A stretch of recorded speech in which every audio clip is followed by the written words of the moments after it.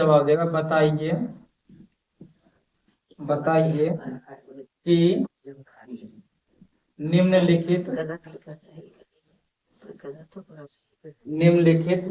कथन सही है, कथन सही है या गलत है। बताना है कि कौन सा कथन सही है और गलत। जो कथन गलत है, जो कथन गलत है यानी जो गलत दिया हुआ है, गलत है, उसको क्या करें, उसको सही करें।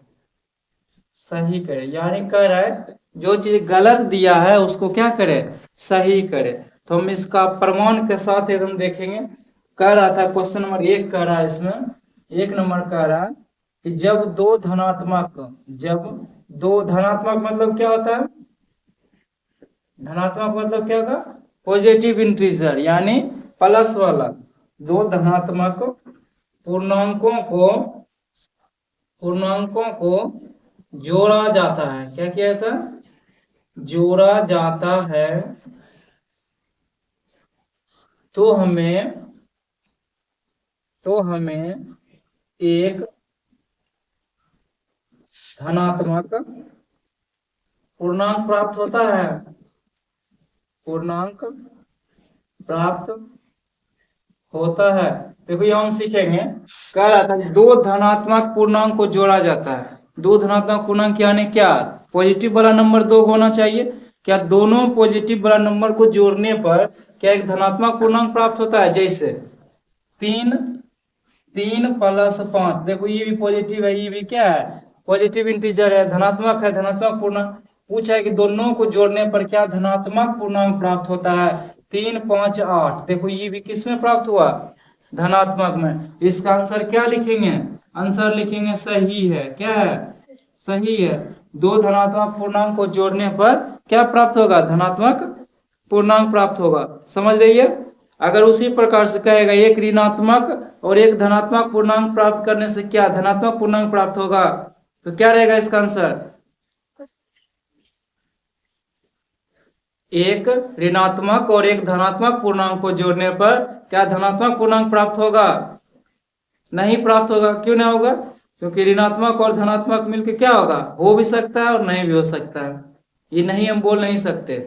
देखो अब उसको साबित कर देंगे। यहाँ पे लिखा हुआ है क्वेश्चन, उसको साबित किया जा सकता है कि धनात्मक आ भी सकता है और नहीं भी आ सकता है ना।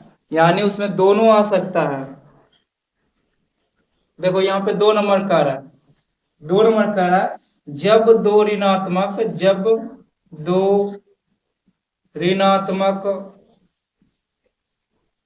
पूर्णांकों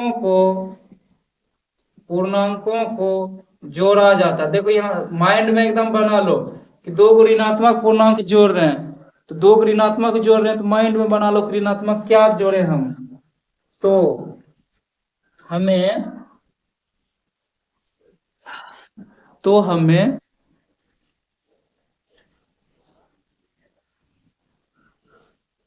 एक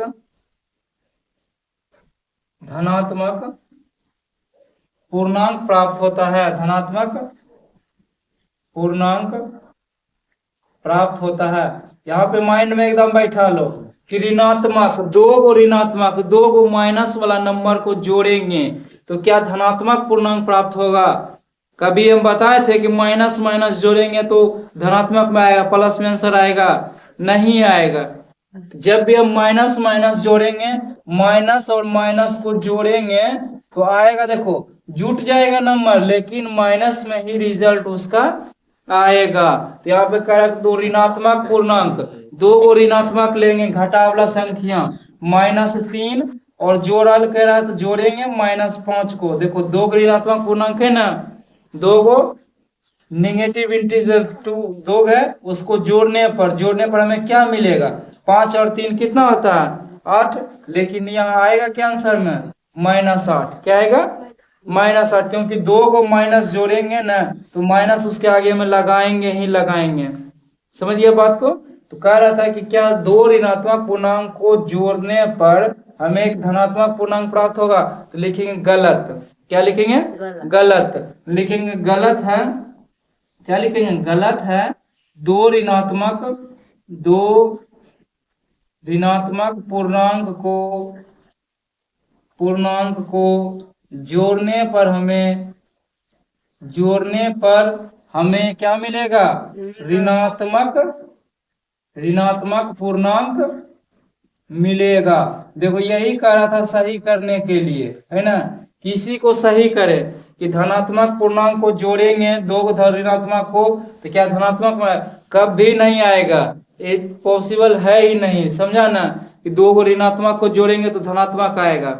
एकदम याद रखना, दो माइनस को जोड़ेंगे तो जुट जाएगा, अंक जुटेगा, लेकिन उसका मान माइनस में ही आएगा। बात समझ गया। यहाँ वाला हम बता रहे थे सबको कि दो को प्लस को जोड़ेंगे, प्लस प्लस को जोड़ते हैं तो प्लस आता है मान, हर वक्त प्लस में ही आएगा, दो को प्लस को जोड़ेंगे तो। अब माइनस और माइनस को जोड़ेंगे, बीच में देखो जोड़ करेंगे, बीच में जोड़ करेंगे, जुटेगा नंबर, क्या करेगा, नंबर जुटेगा, लेकिन माइनस में ही इसका वैल्यू आएगा। बात समझ गया। और देखो प्लस और माइनस ये रहेगा, प्लस और माइनस रहेगा तो इसका 100% वैल्यू क्या आएगा, किस में आएगा, ये घटा होगा, लेकिन वैल्यू इसका या तो प्लस में आएगा या तो माइनस में आएगा। इसमें दोनों वैल्यू आ सकता है, प्लस में और माइनस में। बात समझ रहा है कैसे आएगा। हो सकता है कि प्लस वाला छोटा ले और माइनस वाला बड़ा नंबर ले, माइनस में वैल्यू आएगा, ठीक है, और माइनस वाला छोटा लेंगे प्लस वाला बड़ा लेंगे तो प्लस में वैल्यू आएगा ना। यानी कहने का तात्पर्य है, एक अगर प्लस और माइनस लेते हैं, धनात्मक पूर्णांक और ऋणात्मक पूर्णांक लेते हैं तो उसका मान हमेशा धनात्मक और ऋणात्मक दोनों में आ सकता है। बात समझ गया। उसका मान किस में आएगा, धनात्मक और ऋणात्मक दोनों में आएगा। जब एक धनात्मक पूर्णांक और एक ऋणात्मक पूर्णांक को जोड़ा जाता है तो हमेशा एक कौन सा ऋणात्मक पूर्णांक प्राप्त होता है, याद रखो 3 नंबर में कह रहा है, एक धनात्मक पूर्णांक, एगो कौन सा पूर्णांक, धनात्मक, और एगो ऋणात्मक।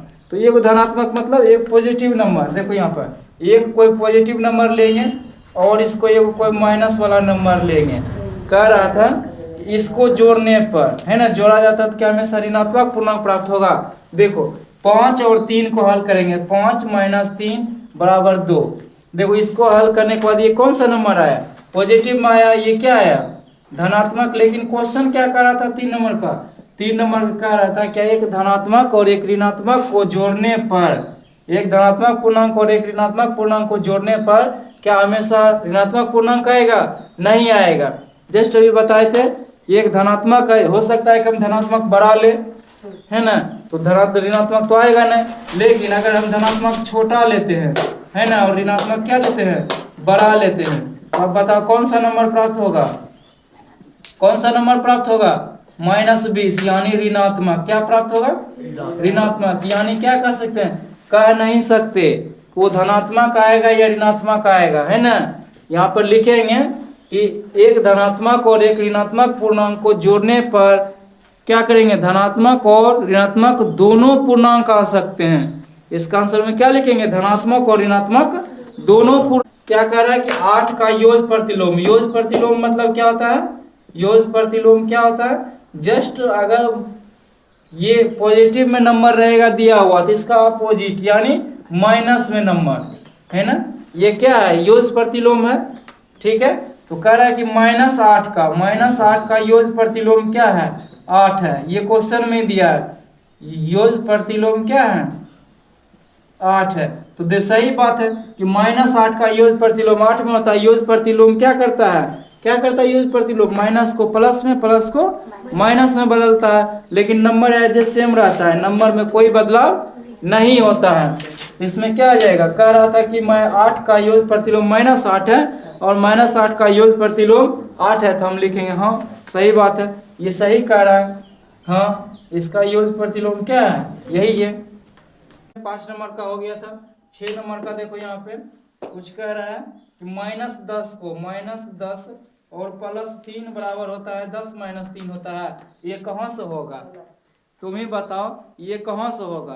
क्या पूछा कि इतना बराबर इतना होगा क्या, होगा क्या, तुम ही हल करके देखो तुम लोग क्या होगा। 10 में -10 +3 बराबर 10 - 3 तो हो जाएगा -7 बराबर 7। देखो इतना बराबर इतना है क्या, नहीं है, क्योंकि ये माइनस में नंबर आया और ये कहाँ आया, प्लस में आया, यानी ये निगेटिव है, ये पॉजिटिव है, तो यहाँ लिखेंगे गलत है। क्या है, गलत है, ये बेचारा गलत हो गया। ठीक है, दूसरा का कह रहा था कि 8 प्लस प्लस है ना, कह रहा 6 नंबर 5 नंबर कह रहा, मतलब 7 नंबर का क्वेश्चन आ गया। 8 plus minus 7 minus 4 equal to not का मतलब कि बराबर नहीं है, बराबर नहीं है। जब भी ऐसे तरह बराबर को ऐसे काट दे तो समझो कि क्या कर रहा है, इतना बराबर इतना नहीं है, यानी ई तरफ का वैल्यू जो होगा, ई तरफ का मान ई तरफ के मान के बराबर नहीं है। तो हम हल करके देखेंगे कि यह सही बात कर रहा है कि नहीं कर रहा है ना। तो 8 minus 7 plus 4 equal to not 8 plus 7 minus 4। देखो तो क्या सही कर रहा है, 8 4 कितना होता है 12 माइनस 7 इक्वल टू नोट 8 और 7 कितना होता है 15 माइनस 4। ठीक है, 12 में 7 घटाएंगे तो 5 बचेगा इक्वल टू नोट, यहाँ बचेगा 11। सही है, सही बात कर रहा है कि ये 5 है और ये क्या है 11 है, ये दोनों आपस में क्या बराबर नहीं है, बराबर नहीं है। जब बराबर नहीं रहेगा इसीलिए तो इक्वल टू नोट किया है। बात समझ गया, इक्वल टू नोट जब भी कहेगा इसका मतलब क्या होता है बराबर, ऐसे करके काट दे तो क्या है कि इधर जो नंबर दिया हुआ है इधर वाला नंबर के बराबर नहीं है, यानी दोनों नंबर सेम नहीं है। ठीक है, जो रिजल्ट आया वो दोनों बराबर नहीं है, बस यही कह रहा था। ये समझ गया, समझ गया, खुद से बना इसको। चल बना जल्दी इसको, बुक रख वहीं पे सामने। एक ही बुक लाए तुम रे,